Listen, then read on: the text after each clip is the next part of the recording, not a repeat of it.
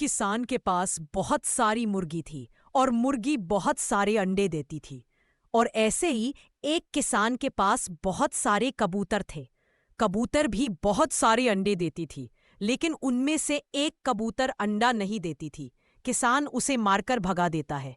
फिर कबूतर मुर्गी के पास जाता है और रोकर सारी बात बताता है। और अब मुर्गी कबूतर को अपने घर ले जाती है और कबूतर अब मुर्गी के साथ रहता है।